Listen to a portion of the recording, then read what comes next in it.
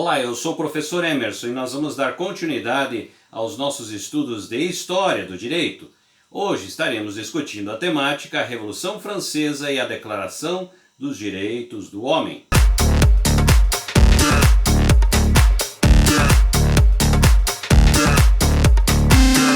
Prezados alunos, é um grande prazer estar aqui novamente com vocês e nós vamos então dar continuidade aos nossos estudos de História do Direito. Hoje estaremos discutindo a temática Revolução Francesa e a Declaração dos Direitos do Homem. As contribuições do texto hoje são do professor Adalberto Narcísio Roming, que vai trazer informações importantíssimas para nós conhecermos um pouco mais sobre essa temática tão importante para a história do direito. Vamos então ao nosso primeiro slide. O século XVIII é o século do Iluminismo, da Ilustração. É o século de Voltaire, Montesquieu, Kant, Bolbart, Diderot, D'Alembert, Goethe, Rousseau, Mozart e Beethoven. É no século XVIII que se dá a tentativa de transformação das ciências da natureza em ciências da razão e da experimentação. Tudo impulsionado por Isaac Newton. Ao final do século XVII, com seus trabalhos sobre a física, em especial a lei da gravidade. É no século XVIII que o homem começa a tomar consciência da sua situação na história, consciência histórica que não será exclusiva do intelectual, mas também da burguesia. Esta é a classe ascendente, é a classe que passa a perceber sua importância nas transformações sociais, políticas, econômicas e culturais, e que dará o título de Revolução Burguesa ao movimento revolucionário.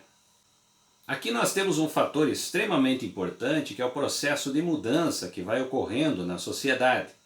É o momento pelo qual nós temos classes que começam a ascender, começam a entender a importância do processo de participação social, política e econômica dentro do cenário que nesse momento já tem a composição de Estado.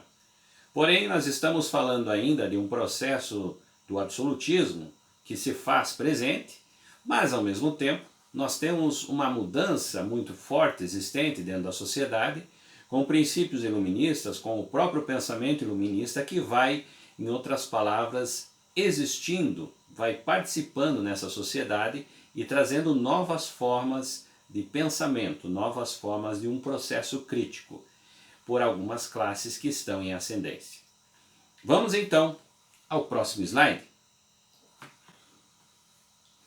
Após os governos de Luís XIV e Luís XV, a França estava empobrecida.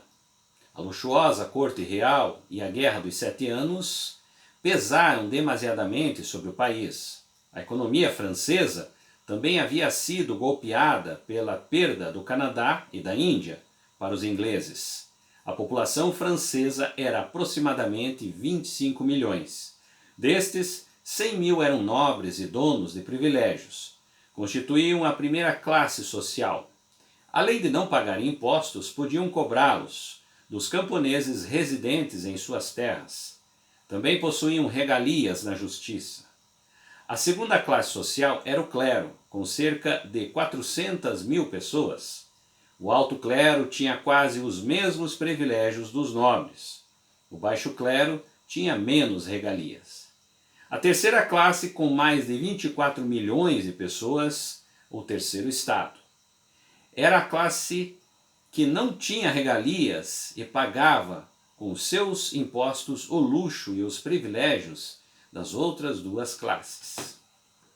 Aqui a gente já tem mais ou menos uma composição, como o próprio Estado na França se formou, como o Estado foi se constituindo a partir das diferenças das classes sociais, seus privilégios, seus acessos, suas condições, suas posições e suas imposições.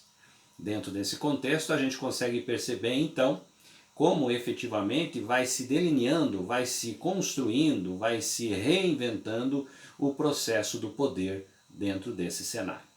Vamos então ao próximo slide. A Declaração de 1789 implica a ideia de uma felicidade pública por meio da liberdade. sem, no entanto, fazer menção a qualquer direito à felicidade.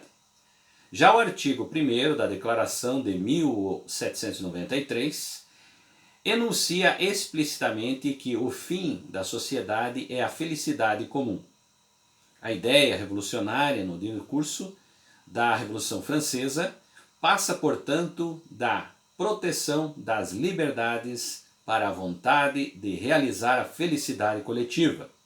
O par conceitual aqui tende para a felicidade e igualdade. As declarações francesas, a exemplo da Declaração Americana de 1776, proclamam direitos do homem, dos quais se pode, generalizando, deduzir um direito natural ou fundamental à felicidade. A primeira pergunta, porém, que se deve fazer é: de que homem as declarações francesas estão a tratar? As declarações francesas, explicam Jean Cassien Billière e Aglaé Marcioli, procuram conciliar duas orientações: a ideia de um homem natural, que vê afirmados os seus direitos pré-políticos, e a de um homem civil político, distinção entre homem e cidadão, que se encontra em Rousseau. Aqui a gente começa a perceber alguns questionamentos que vão aparecendo no decorrer do processo da formação de um novo Estado. Com a relação da Declaração dos Direitos do Homem, pressupõe muitos entendimentos com relação a esse homem que até então prestava somente através dos seus deveres, agora aparece como um ser de direitos dentro do Estado. Composição essa que vai se construindo, composição essa que vai, em outras palavras, trazendo diversos questionamentos em qual é a posição desse homem, que homem é esse, quais são as características desse homem que aparece dentro de um cenário legal, dentro de um cenário normativo, dentro de princípios que vão se construindo entre esse novo Estado. E assim, obviamente, trazendo diversas construções, diversas composições teóricas que vão efetivamente fazendo essa análise e construindo a partir dessas novas relações. Vamos então ao nosso próximo slide. As declarações fazem da conservação dos direitos naturais e imprescindíveis do homem a finalidade de qualquer associação política, consoante o que dispõe o artigo 2º do texto de agosto de 1789, por exemplo. As declarações francesas querem instituir a figura ideal do cidadão para, com ele, justificar o poder. É a concepção racionalista de liberdade. A natureza pública e política da Revolução, assim, faz-se evidente em todos os níveis. Os direitos pertencem ao homem e ao cidadão, o que ressalta a íntima ligação entre humanidade e política. A diferença entre os direitos naturais do homem e os direitos políticos do cidadão, portanto, não fica clara.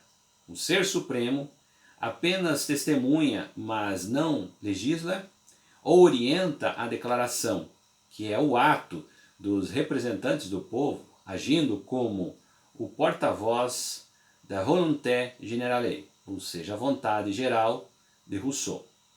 Finalmente, os direitos proclamados não constituem um fim em si mesmos, mas os mesmos usados pela Assembleia para reconstruir o Estado. São diversos os questionamentos que aparecem dentro desse cenário, portanto, nós temos um processo dinâmico que se instaura aqui nesse novo Estado. A partir do momento que nós temos as declarações do direito do homem, esse homem que começa a participar no Estado a partir de direitos, consequentemente também a permanência dos seus deveres, temos uma relação diferenciada, uma relação pela qual o próprio Estado deve observar esse homem de uma forma diferenciada do que foi anteriormente. E aí nós temos então uma composição de um processo que vai se desenvolvendo. A relação do que nós temos então enquanto Estado absolutista, nessa fase nós temos uma outra relação que se compõe a partir da existência do Estado. Então o Estado ele começa efetivamente a ter um papel diferenciado dentro de todo esse processo. Portanto, historicamente para o direito. Isso é uma relação importantíssima, porque as modificações normativas que vão se instituir a partir de agora são totalmente diferenciadas do que foi construído anteriormente nas origens da composição do Estado. Vamos então ao nosso próximo slide. A natureza autofundadora do homem moderno significa que sua realidade empírica é construída a partir dos direitos proclamados sob a condição de que são apresentados como suas prerrogativas eternas. O homem, na personalidade jurídica abstrata em geral, precisa dessas afirmações exageradas a fim de ascender ao estágio histórico e suceder a Deus como a nova base do ser e do significado. E a natureza humana é inventada como uma justificativa retroativa para os direitos sem precedentes criados pelas declarações. Agora, o homem também pode parecer igualmente válido, como explica Douzinas. Foi na Assembleia Nacional, representante da nação francesa, que proclamou o direito do homem. Ao fazer isso, conduziu o homem ao cenário mundial. A essência do homem então reside nesse ato de proclamação, no qual ele linguisticamente afirma e politicamente legisla, sem qualquer fundamento ou autoridade, a não ser ele mesmo. Aqui, em outras palavras, nós temos efetivamente o aparecimento desse homem, oficializado a partir da Declaração dos Direitos do Homem, que vai, em outras palavras, modificar, como citamos anteriormente, modifica esse cenário. Você começa então a trazer uma nova perspectiva que vai, a partir desse processo, dinamicamente construindo e reconstruindo as condições do homem dentro da sua relação com o Estado.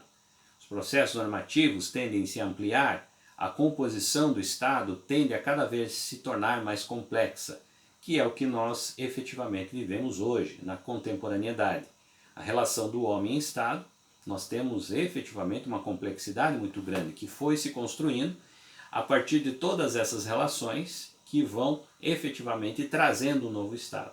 Então, o processo dinâmico, naturalmente, dentro das relações da história, vai, em outras palavras, agregando informações, vai modificando esse cenário, a própria sociedade vai se modificando a partir dos seus costumes, que vão, em outras palavras, agregar novas leituras também para o Estado. A todos vocês, espero que tenha contribuído para conhecer um pouco mais essa relação diante da composição da história do direito, a Declaração dos Direitos do Homem, importantíssima para os estudos do direito. Nos encontramos então no nosso próximo vídeo.